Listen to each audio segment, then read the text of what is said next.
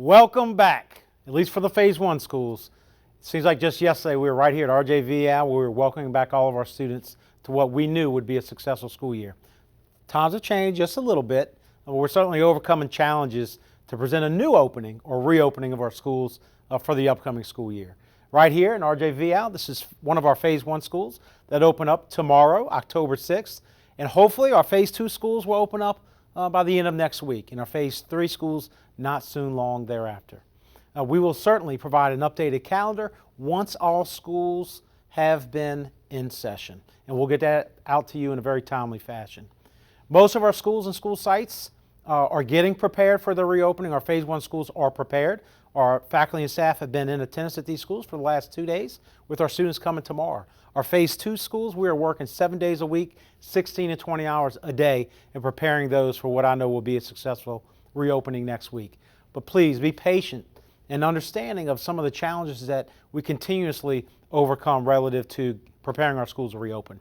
But we're doing so in an environmentally, operationally safe and efficient manner so that we can provide these services for our students. A few other things I want to just mention before we reopen our schools for tomorrow. Face coverings. They still are required to wear, so please make sure your child has the appropriate face covering.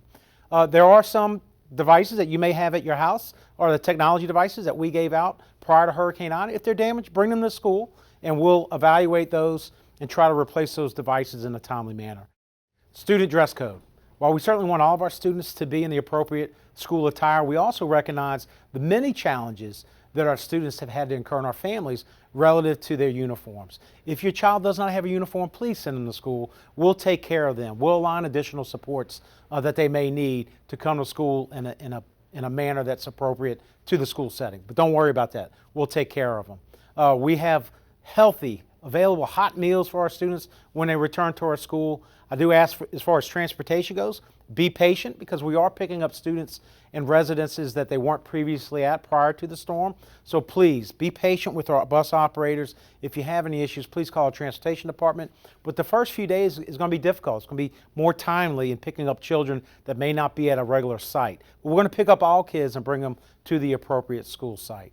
To reiterate, with the school calendar, we plan to send out a revised school calendar that'll have the appropriate number of instructional minutes for our students, and also consideration of the many plans that our employees and families may have had prior to the storm. So we'll release that in a timely fashion as soon as all students are back in session and all phase schools are back. So we look forward to releasing that in a timely manner. And I also want to thank you families, our employees, and students for your patience and understanding.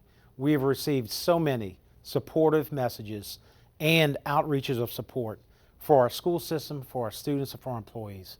On behalf of the school board and the school system, thank you very much. We are building blocks and we're removing barriers to make sure we have a successful and rest of the 21-22 school year. You and I, we are St. Charles Parish Public Schools.